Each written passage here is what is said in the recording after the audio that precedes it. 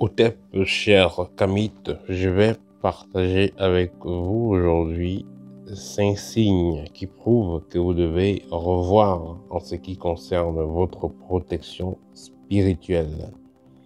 Vous savez, le monde dans lequel on vit est un monde qui n'est pas seulement rempli des personnes positives, des personnes qui sont amoureux de la maths, des personnes qui suivent la maths. Je peux dire ça simplement comme ça. Il y a également des personnes perverses, des personnes qui n'ont rien à cirer de la maths et qui pourront agir soit par jalousie, soit par pure méchanceté ou même rancune. Et ces personnes-là, puisqu'elles ne peuvent pas, parfois vous atteindre dans le plan matériel, physiquement, je veux dire, vont donc dans certains cas œuvrer en faisant usage des connaissances mystiques et pourront donc soit se déplacer mystiquement avec leur corps énergétique pour vous atteindre, soit vous invoquer, vous inviter dans une dimension astrale qu'elles auront préparée afin de pouvoir vous nuire. Ces personnes savent très bien que tout ce que vous aurez vécu comme expérience dans le plan astral, dans le plan spirituel, aura donc de l'impact dans le plan physique. Il pourra donc gâcher votre vie, vous mettre dans la merde. Alors, voici donc 5 signes qui signifient que vous avez urgemment besoin d'une protection spirituelle. Hormis, bien entendu, le fait que vous ayez des repas de nuit et des couches de nuit, à perpétuité. Voilà, il y a donc 5 autres signes qui prouvent que vous êtes vous n'êtes pas dans le bon drap et que, bien entendu, vous devez urgemment faire une protection. Premièrement, ce sera le rêve dans lequel vous êtes nu. Vous rêvez depuis quelques jours, vous avez rêvé une nuit particulière que vous étiez tout nu. On voyait votre nudité, on voyait les seins, on voyait les parties sexuelles, vous étiez à poil. Comme vous êtes nu, ça signifie tout simplement que au niveau spirituel, vous n'avez pas de coque, c'est-à-dire que votre aura est perforée, on lit en vous comme un livre ouvert. Vous devez donc urgemment faire un rituel pour vous renforcer. Le deuxième signe, c'est que vous rêvez que y a des bandits qui entrent chez vous. Voilà, vous rêvez constamment qu'il y a quelqu'un qui entre chez vous, on a cambriolé la maison, on a volé des choses. Voilà, ça signifie que votre environnement spirituellement n'est pas protégé. Vous pouvez y ajouter certaines pierres et plantes. Voilà, référez-vous par exemple du livre Libre qui explique quel type de pierre et quel type de plantes, comment les activer, comment les installer dans la maison. Voilà, vous pouvez donc vous en procurer pour pouvoir résoudre ce problème. Donc, rêver des bandits qui sont sur vous, ça veut dire que votre environnement, spirituellement parlant, n'est pas scellé. Vous n'êtes pas, l'environnement n'est pas bon.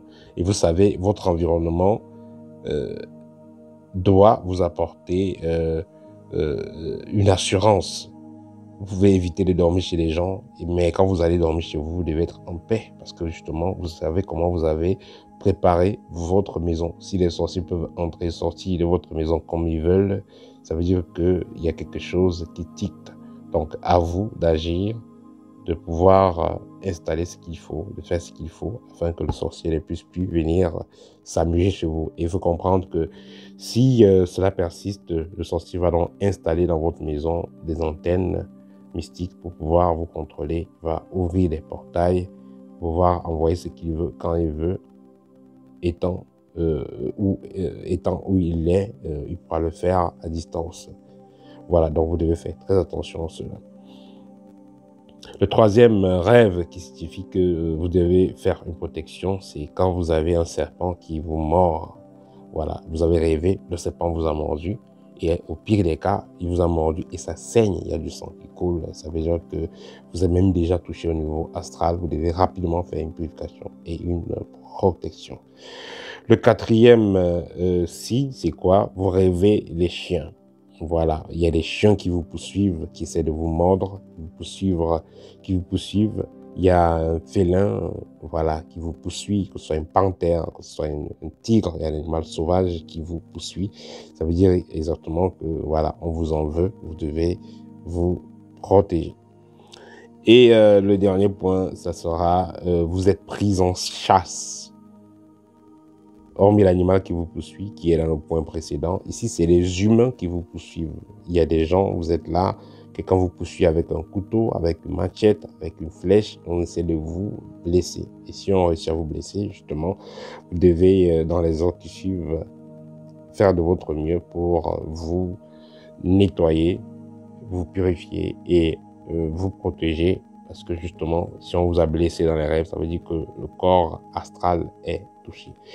Par exemple, si vous avez eu une morsure de serpent dans les rêves, vous avez eu, on vous a piqué le couteau dans les rêves, la méthode la plus simple, c'est quoi? Prenez un peu de sel, vous allez uriner dessus, si c'est le poids de l'urine, hein, vous allez uriner dessus, un peu de sel mélangé avec votre urine et vous allez frotter sur l'endroit en disant que vous annulez ce qui a été fait sur vous dans toutes les dimensions, sur tous les plans. Voilà, ça c'était 5 signes comme ça qui montrent que vous avez urgemment besoin d'une protection. Ne négligez pas cela. Vous savez, les gens ont perdu la vie parce que justement, ils ont eu des signes qui les avertissaient qu'il y a le danger. Ils ont négligé. Vous avez eu une attaque lundi. Vous attendez, ceux qui sont chrétiens et tout ça, vous attendez dimanche pour aller voir le prêtre ou le pasteur pour qu'on prie pour vous. Tandis que vous êtes déjà touché dans le plan astral, où vous attendez voir le nganga ou le prêtre, le maître spirituel, donc vous êtes déjà touché dans le plan astral. Quand vous avez une anomalie, vous avez eu une attaque, faites ce que vous pouvez faire à l'immédiat. Plus tard, le même jour, vous avez eu une attaque à 2h, à 3h, 4h du matin, réveillez-vous spontanément et faites ce que vous avez à faire.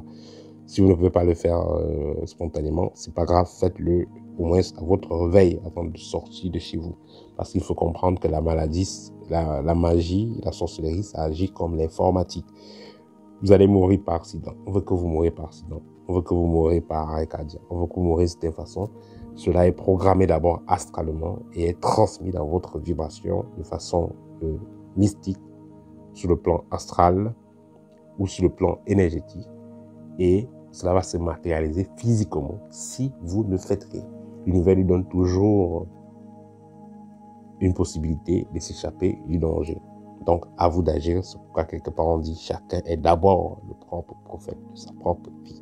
Chacun est d'abord le propre maître spirituel, le propre guide, le propre nganga de sa propre vie avant d'aller voir quelqu'un d'autre. Voilà, c'est ce que je voulais partager avec vous aujourd'hui. N'hésitez pas à me contacter si vous avez un cas qui vous dérange, qui persiste. Vous avez besoin d'une consultation, scanner spirituel.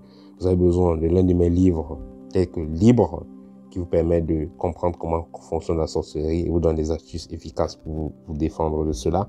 Vous avez Art de revenir qui vous permet de récupérer votre étoile, la faire briller et surtout préserver son rayonnement. Et le troisième livre, vous avez Guide pratique de la magie naturelle au quotidien. Ce livre vous permettra de pouvoir travailler vous-même sur les cas les plus pratiques de votre vie. C'est-à-dire, quand vous achetez une voiture, qu'est-ce que vous pouvez faire? Vous achetez une maison, qu'est-ce que vous pouvez faire? Comment est-ce que vous pouvez la purifier, la protéger? Vous avez une relation, comment vous pouvez préparer énergétiquement votre partenaire? Comment vous pouvez vous couper les liens qu'il y a entre vous et l'ancien partenaire, et ainsi de suite. Donc, c'est des cas assez précis. Que faire quand il y a naissance? Que faire quand il y a décès? Ainsi de suite. Voilà, c'était tout pour aujourd'hui. Partagez la vidéo, ça va aider. Au TEP.